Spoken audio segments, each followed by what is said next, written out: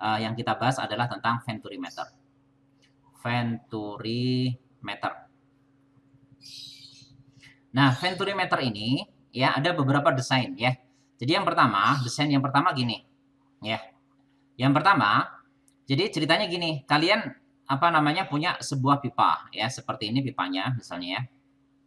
Nah, kemudian pipa ini itu dialiri fluida nih ceritanya ya. Jadi di sini ada yang mengalir fluida, sebut saja misalnya kecepatannya itu V1 misalnya ya. Nah, kemudian di sini yang bisa diukur apa? Nah, yang bisa diukur dari luar itu adalah tentu saja diameter. Ya, kalau diameter berarti dapat jari-jari ya. Nah, nanti otomatis kita bisa menghitung luas penampang yang ini. Jadi luas penampang pipa ini bisa dihitung.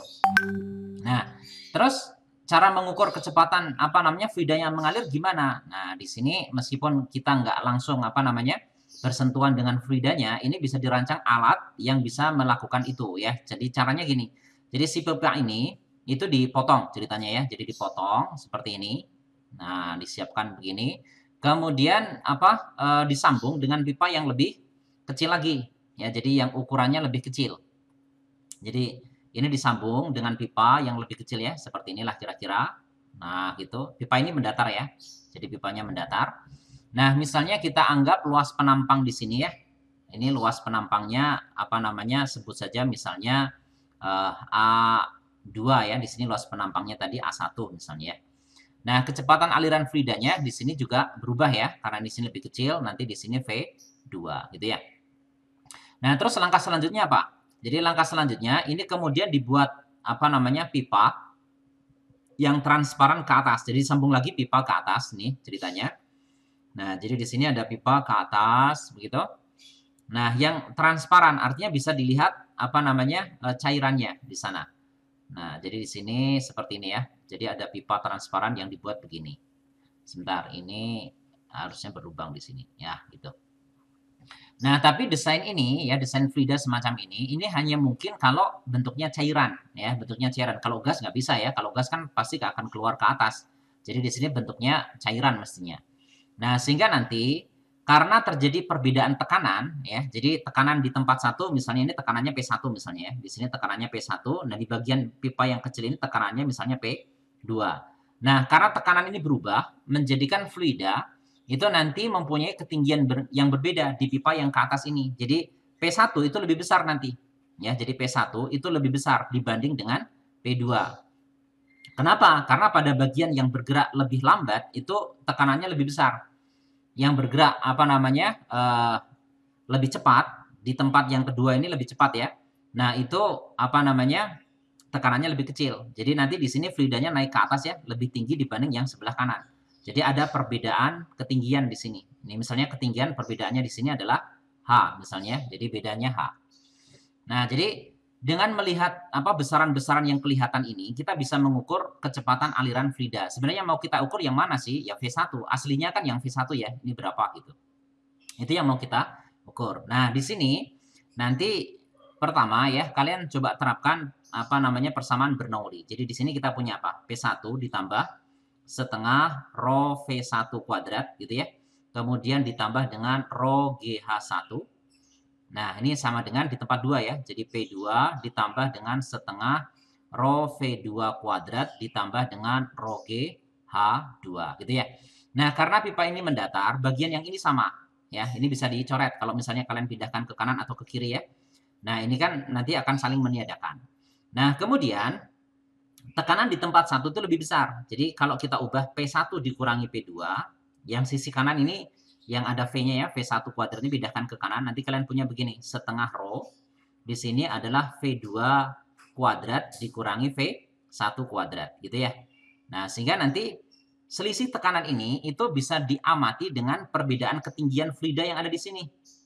Nah, ini kan fluidanya beda tinggi kan ya. Nah, perbedaan tekanan ini P1 dikurangi P2 itu sama dengan rho GH.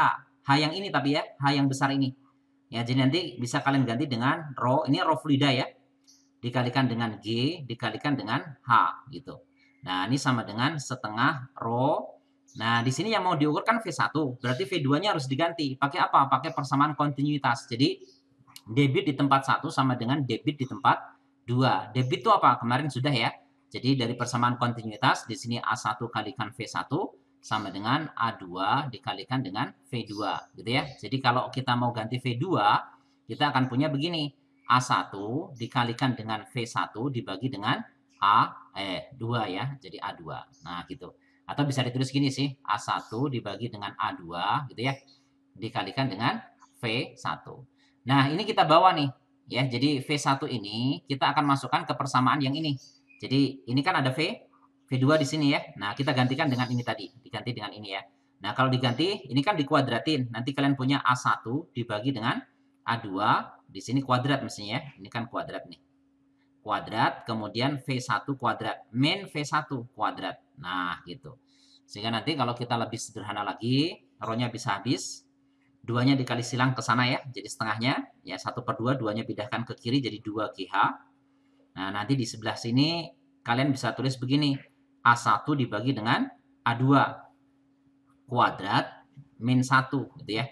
Nah, ini dikalikan dengan V1 kuadrat. Sehingga nanti kalau kita mau cari V1-nya, kita punya rumus apa? Nah, nanti V1 ya disusun aja ya. Nanti 2GH dibagi dengan apa nih? A1 dibagi dengan A2 kuadrat gitu ya, dikurangi 1. Nah, jangan lupa diakarkan ya. Nah, jadi ini kecepatan Frida yang mau kita cari. Nah, jadi bentuknya seperti ini ya. Nah, dari sini kan ketahuan ya bahwasannya dengan mengetahui atau mengukur besaran-besaran yang kelihatan, itu kecepatan Frida bisa dihitung. H misalnya di sini, H besar ini ya. Itu kan selisih ketinggian Frida yang ada di pipa yang vertikal ini. Nah, itu kan bisa diukur ya, bisa dilihat dari luar. Kemudian luas penampang pipa 1, luas penampang pipa 2 ini bisa diukur juga karena kan itu bentuknya lingkaran ya, luas penampangnya. Kalian bisa ukur pakai jangka sorong misalnya, dapat diameter dapat luas penampang. Oke ya. Jadi ini yang kita sebut kecepatan Frida di dalam pipa ini ya, dengan mengadakan perubahan sedikit pada pipa kita bisa mengukur kecepatannya. Oke ya, nanti kita akan lihat contoh soalnya. Oke, sekarang kita lihat nomor 19 ya. Jadi nomor 19 di sini ceritanya adalah tadi ya tentang venturimeter dengan desain yang sudah kita buat. Jadi pada gambar di bawah ini ya, air mengalir melalui venturimeter. Di situ ada luas penampangnya ya, sudah ada di sana. Jadi luas penampang yang besar A1 itu adalah 5 cm persegi. Luas penampang pipa yang kecil ini ya, ini A2 itu 3 cm persegi. Kemudian apa lagi? Ini persegi maksudnya pangkat 2. Ini juga pangkat 2 maksudnya. Nah, terus G-nya 10 biasa, maka kecepatan air V1 yang masuk pipa venturimeter. Jadi langsung saja ya kita gunakan, masih ingat tadi kan rumusnya ya. Jadi V1 sama dengan akar apa tadi? 2GH ya. H di sini ini maksudnya ya beda ketinggian yang di sini. Dibagi dengan apa tadi? Masih ingat? A1 dibagi A2 kuadrat dikurangi 1. Nah, coba tinggal aplikasikan di sini. Nanti kita punya akar 2 kalikan G-nya 10 ya. Kalikan H-nya itu dalam senti ya, ubah ke meter. Jadi 0,8 ya, 0,8 dibagi dengan A1 dibagi A2. Berarti 5/3 ya. Dikuadratin jadi 25/9 ya. Dikurangi 1. Satunya kalian ubah 9/9 gitu aja. Jadi nanti kalian punya di sini yang atas jadi 16. Yang bawah berapa itu? 25 dikurangi 9. Itu berarti 16 kan ya. 16 dibagi 9 gitu ya. 16-nya habis kan ya. Jadi kalian bisa coret nih. 16 dengan 16 tinggal 9 ya. Jadi akar 9 itu sama dengan 3 ya. Meter per second ya. Jadi jawabannya 3 meter per second. Ada kan ya? Oke, jadi jawabannya adalah A. Oke, bisa difahami nih? Oke, nah sekarang desain yang kedua ya dari venturimeter. Ini yang kedua nih. Jadi sama ceritanya ya. Jadi kan tadi kita punya pipa nih ceritanya ya. Jadi ada pipa seperti ini dan kita mau mengukur kecepatan aliran fluida di dalam pipa ini gitu ya. Nah, di sini kita bisa membuat desain yang sedikit berbeda, terutama ini kalau cairannya fluidanya itu berupa gas. Jadi bukan berupa cairan ya. Kalau tadi kan cairan ya. Nah, kalau gas biasanya desainnya begini. Jadi nanti sama ya. Jadi ini dibuat pipa yang lebih kecil gitu. Kita bisa ukur diameternya kayak tadi. Nah, cuman sekarang itu lubangnya dibuat ke bawah. Nah, jadi ini ada semacam apa namanya pipa U gitu ya. Jadi pipa berbentuk U seperti ini, gitu ya. Jadi ini dilubangin maksudnya. Ini ada lubangnya di sini juga ada ya. Nah, jadi terhubung ke pipa itu. Nah, kemudian si pipa U ini diisi dengan cairan, ya. Jadi diisi dengan cairan. Nah, nanti di sini kan tadi ya, ini kan daerah apa namanya tempat satu nih. Jadi tekanannya P1, di sini tekanannya P2 ya, di daerah yang kecil ini tekanannya P2. Nah, tadi kan sudah dijelasin ya, bahwasanya tekanan P1 itu lebih besar dibanding dengan tekanan P2. Nah, karena P1-nya itu lebih besar, nanti di sini ada cairannya ya. Awalnya sih cairannya sejajar, ya, tadinya sejajar si cairannya. Tapi karena P1-nya itu lebih besar, maka dia akan tertekan ke bawah. Jadi si cairan ini akan tertekan ke bawah nih ceritanya ya. Jadi ini akan tertekan ke bawah. Apa namanya? Sebentar. Ini akan tertekan ke bawah sehingga nanti di sisi kiri itu nanti cairannya akan turun. Ya, jadi cairannya akan turun dan sisi kanan cairannya akan naik. Jadi segini. Nah, gitu. Ya, jadi ada perbedaan apa namanya? Ketinggian. Nah, jadi perbedaan ketinggiannya yang ini ya. Bukan yang ini. Perbedaan ketinggiannya adalah yang ini. Jadi ada beda tinggi yang segini nih. Nah, ini misalnya H tadi. Ya. Oke. Nah, nanti di sini ya, kita menyelesaikannya pun sama ya. Jadi kan yang mau diukur itu kan kecepatan fluida yang masuk ke sini. Ya, jadi di pipa 1 ini kecepatannya masuk ya. Ini V1. Kemudian kecepatan di sini adalah V2 gitu ya. Nah, yang mau diukur kan V1-nya. Ini berapa sih gitu ya. Nah, nanti kalau kita terapkan dengan yang sama dengan desain 1 tadi, itu kan kita punya prinsip Bernoulli P1 ditambah dengan setengah rho V1 kuadrat ditambah dengan rho GH1 ya. Sama dengan P2 di sini ditambah apa? Setengah rho V2 kuadrat ditambah dengan rho GH2. Nah, ini juga sama karena pipanya mendatar, bagian yang ini habis ya. Jadi H1 sama dengan H2 habis. Nah, kemudian tekanan P1 lebih besar. Jadi pindahkan P1 dikurangi P2 seperti ini kayak tadi. Ini pindahkan ke kanan ya. Setengah rho. Rho di sini rho fluida ya. Kalian tuliskan V2 kuadrat min V1 kuadrat ya. Oke, seperti itu. Nah, si perbedaan tekanan ini itu tercermin di sini. Ya, tercermin di perbedaan ketinggian ini. Kalau kalian masih ingat fluida statis yang kemarin, jadi kalau misalnya kalian masih ingat yang sudah kita pelajari ya di fluida statis, itu kan di sini ceritanya gini ya. Jadi ini ada perbedaan apa namanya ketinggian. Nah, seperti ini kan, ini tingginya adalah H tadi. Nah, tekanan di sini kan sebenarnya P1 kan.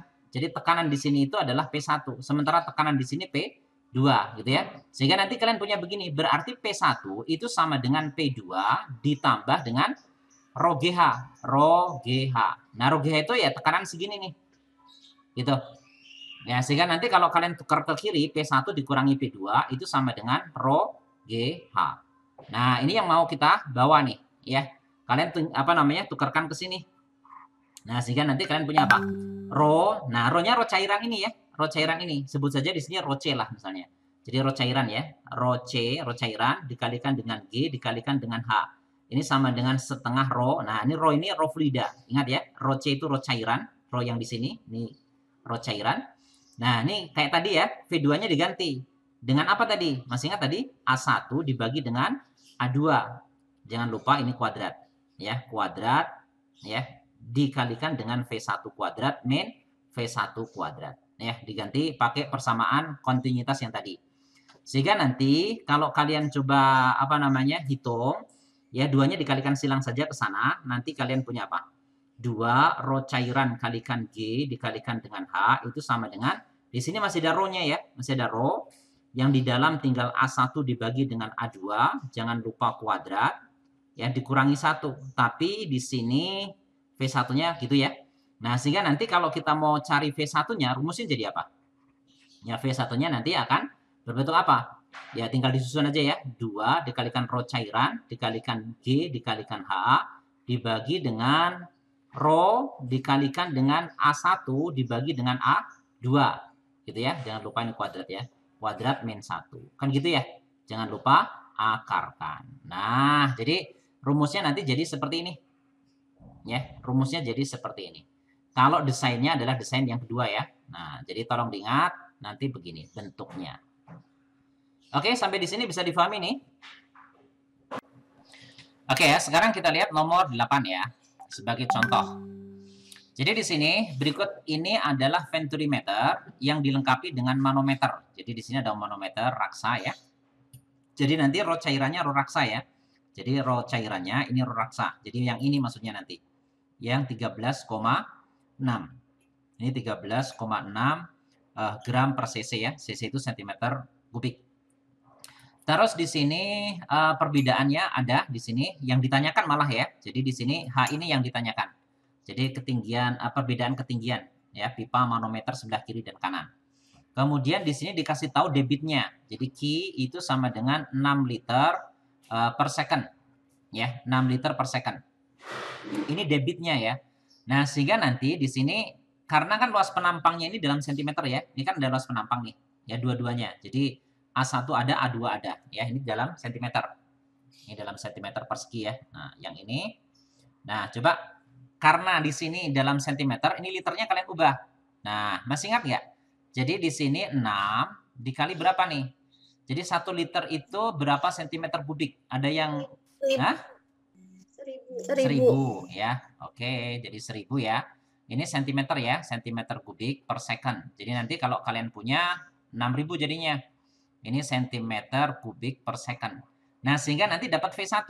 Ya, V1-nya bukan yang dicari ya di sini. Jadi V1-nya dikasih tahu. Caranya ya pakai ini, debit dibagi dengan luas penampangnya. Jadi ini 6000 dibagi luas penampangnya tadi 40 ya. Jadi 40 gitu ya. Sehingga nanti kalian punya berapa nih? Jadi di sini nanti 100 atau 1000 dibagi dengan 40 itu berapa sih? 25 ya. Jadi 25 kalikan 6 berapa? 25 dikalikan 6 150 ya. Oke ini. Benar nggak? Sentimeter per second. Betul ya? Halo, halo? Iya, Pak. Betul ya, V1-nya. Nah, karena yang ditanyakan H, jadi kita menggunakan, kalau kita berangkat dari rumus yang sudah jadi tadi kan ya. Masih ingat tadi rumusnya apa V1? Akar 2 dikalikan rho cairan ya, dikalikan dengan G, dikalikan dengan H gitu ya, dibagi dengan apa? Rho ya tadi ya. Rho fluida maksudnya ya. Ini adalah A1 dibagi dengan A2 kuadrat min 1 ya. Tapi hati-hati, ini maksudnya kurungnya di sini. Nah, gitu tadi. Oke, nah sekarang kita kuadratkan kedua ruas. Jadi kalau nanti kalian kuadratkan kedua ruas ya. Karena yang mau dicarikan ini, si H ini yang mau dicari. Jadi kuadratkan dulu kedua ruasnya, jadi V1 kuadrat ya. Nanti kalian punya rho apanya 2 rho cairan dikalikan dengan G dikalikan dengan H ya, dibagi dengan rho lagi. Nah, ini A1 per A2 ya. Nah, ini kuadrat dikurangi 1 ya, tapi ini ada kurung lagi ya di sini gitu. Oke, kalikan silang di sana, nanti kalian punya apa? Kalau dikali silang ya nanti kita punya V1 kuadrat dikalikan dengan rho dikalikan dengan A1 per A2 kuadrat gitu ya, dikurangi dengan 1. Nah, seperti ini. Nah, itu sama dengan 2 rho cairan dikalikan G kalikan H, gitu ya. Oke, untuk menyederhanakan, kita isikan sajalah ya dengan angka-angka supaya apa lebih sederhana cara penulisannya. V1 ini hati-hati ya, semuanya dalam SI ya. Jadi G-nya kan 10 nanti dalam SI. Jadi ini kita kerjakan dalam SI. Jadi ini dalam meter nanti. Jadi jangan 150 tapi 1,5 ya, atau 3/2 juga boleh, meter per second gitu ya. Jadi nanti kalian apa namanya punya 3/2 aja lah ya. Ini 3/2 dikuadratin jadi 9/4 dikalikan dengan rho apa fluidanya. Fluidanya itu tadi kan udara ya. Sorry. Jadi di sini isinya apa sih tadi? Isinya air ya, air mengalir melalui pipa. Ini rho-nya berarti 1000 ya. Jangan 1 tapi kalian isikan 1000. Nah, kemudian A1 dibanding dengan A2. Berarti 40 dibagi 10. Jadi 4 kan? 4 kuadrat itu 16. Dikurangi 1. Gitu ya. Nah, seperti itu. Nah, nanti sama dengan rho, 2 dikalikan rho cairannya. Ini 13.600 jadinya. Dikalikan dengan 10. Dikalikan dengan H. Gitu. Nah, terus gimana? Coret yang bisa dicoret nih. Ini kan ada 1000. Ini juga ada 1000 di sini. Ya. Nah, nanti ini lebih sederhana lagi. Jadi nanti kalian punya di sebelah kiri itu nanti 9 dikalikan dengan 15 dibagi dengan 4 ya, dibagi dengan 4. Sebelah kanan itu ada 2 ya dikalikan dengan 136 dikalikan dengan H gitu. Jadi kalau kita mau cari H gimana? Ya tinggal 9 dikalikan dengan 15 gitu kan, dibagi dengan berapa nih? Dibagi dengan 8 ya kan? Jadi ini ke bawah ya, 8 dikalikan 136 gitu ya. Oke, di sini ada yang bisa disederhanakan nggak ya? Nanti kalau kita coba sederhanakan di sini, sebentar, mana yang bisa disederhanakan kira-kira? Jadi di sini ini nggak ada yang bisa dicoret ya, nggak ada yang bisa dicoret nih. Tapi ya apa namanya diperkirakan saja ya, diperkirakan saja kalau 9 dibagi berapa? Dibagi 3 itu berapa? 3 ya. Ini bagi 3 bisa nggak? Bagi 3 berarti 4 ya. 4 jadi 12 16 dibagi 3 berarti sekitar 5 lah ya. 5 gitu ya. Sekitar nih maksudnya. Ya 45 di sini 15 dengan 45. Jadi ini bisa dicoret nih sebenarnya. Jadi ini 3 dengan 15 itu 45. Habis dengan ini. Jadi kira-kira jawabannya itu 1/8. Tapi ingat, ini meter. Ini kira-kira ya. Ini perkiraan. Ya, ini kira-kira. Jadi ini mendekati berapa kalau dalam senti? Ya 100 dibagi 8. Ya, 100 bagi 8 cm. Ya sekitar 12,5-an ya sentimeter. Ada nggak 12,5 cm? Nah, yang paling mendekati yang ini ya. Jadi 12,4 ya, yang ini. Oke, bisa difahami nih? Nah, jadi di sini yang berikutnya ya. Ini adalah pipa pito. Tulisannya pitot ya, tulisannya pitot. Pito. Nah, ini juga sama ya. Jadi ini prinsipnya kayak tadi ya. Jadi di sini ada pipa yang dialiri oleh fluida dan kita ingin mengukur kecepatan aliran fluida di dalam pipa ini. Nah, desain pipa ini begini. Jadi mirip dengan apa namanya venturimeter dengan desain yang kedua tadi ya. Jadi di sini dibuat manometer juga. Dibuat manometer, tapi manometernya begini. Ini apa dimasukkan ke dalam. Nah, kira-kira beginilah ya. Nah, gitu. Nah, jadi bentuknya seperti ini. Nah, ini lubang maksudnya ini dilubangin ya. Jadi di sini ada lubangnya. Nah, jadi bentuknya seperti itu. Nah, kemudian si manometer ini seperti biasa ya, diisi dengan cairan. Cairan ya, entah air raksa, entah apa begitu. Nah, nanti pipa yang kita lihat yang mana? Pipa bagian satu yang ini, ya pipa aslinya. Ya tekanannya P1 misalnya.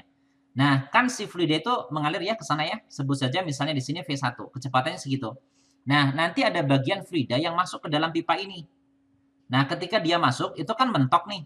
Jadi kita bisa katakan V2-nya itu sama dengan 0. Gitu. Nah, nanti di sini misalnya tekanannya P2 gitu ya. Tekanannya P2.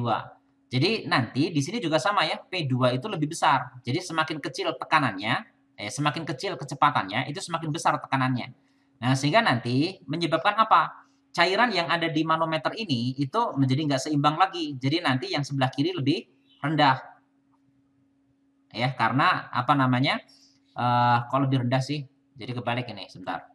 Kan tekanan P2 lebih tinggi ya. Sebentar, ini Mbak salah. Nah, jadi di sini nanti lebih rendah di sini ya. Ini misalnya sampai sinilah. Nah, yang ini lebih tinggi nanti. Nah, gitu. Karena di P2 tekanannya lebih besar. Nah, jadi ada perbedaan atau selisih ketinggian segini. Nah, ini H. Nah, misalnya gitu. Gitu ya. Nah, ini rho-nya kita sebut rho cairan kayak tadi, gitu. Nah, untuk mencari V1, ya kita terapkan saja prinsip Bernoulli ya. Tadi apa? P1 ditambah apa? Setengah ya. Rho V1 kuadrat ditambah dengan rho GH1. Nah, ini maksudnya ketinggian apa? Pipa dari tanah nih. Sama dengan P2 ditambah dengan setengah rho V2 kuadrat ya ditambah dengan rho GH2. Nah, karena ini pipanya kan mendatar ya, bagian yang ini kayak tadi ini habis ya. Karena nilainya sama. Nah, di sini tekanan P2-nya lebih besar. Jadi justru P1 yang kalian pindahkan ke kanan nanti ya. Jadi karena P2-nya lebih besar ya. Jadi nanti kalian punya apa? Ya setengah rho V1 kuadrat gitu ya. Itu nanti sama dengan sebentar. Di sini ada apa namanya? Ini nih.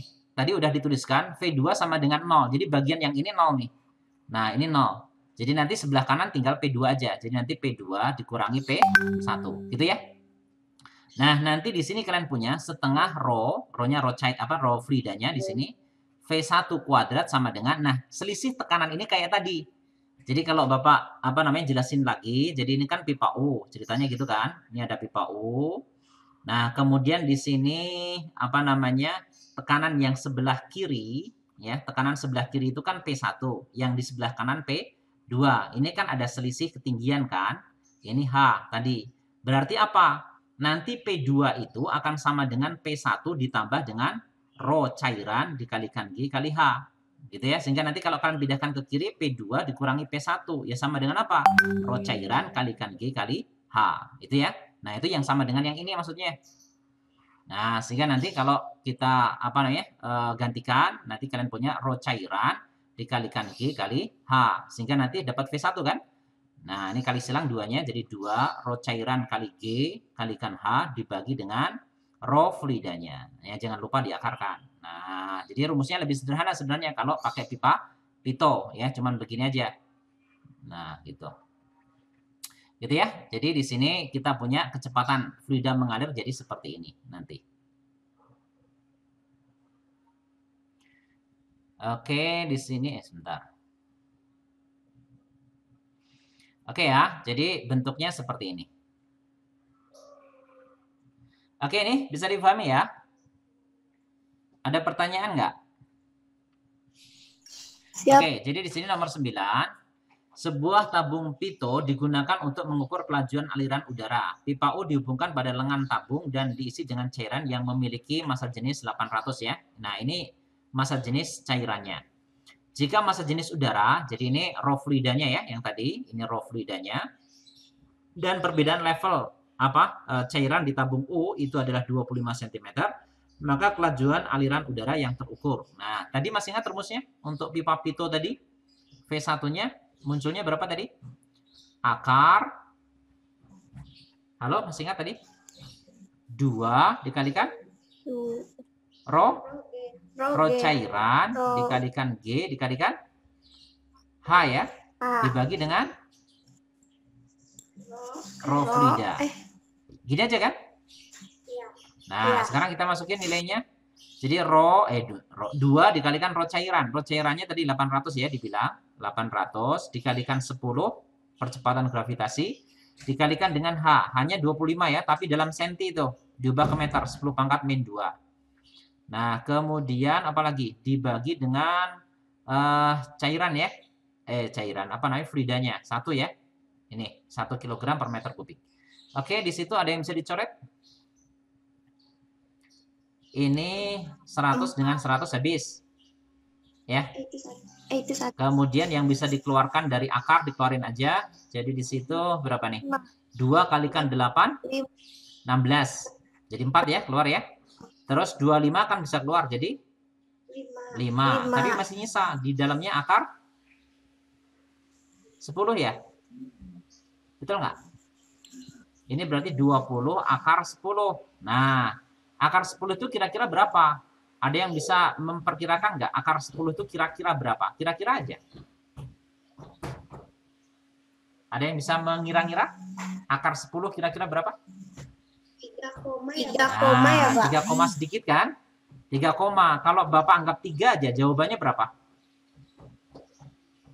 60. Nah, 60. Berarti kira-kira jawaban yang mendekati yang mana? 63. Ya itu ya cara memperkirakannya begitu. Jadi ini 63 meter per second. Oke ya, bisa dipahami ya?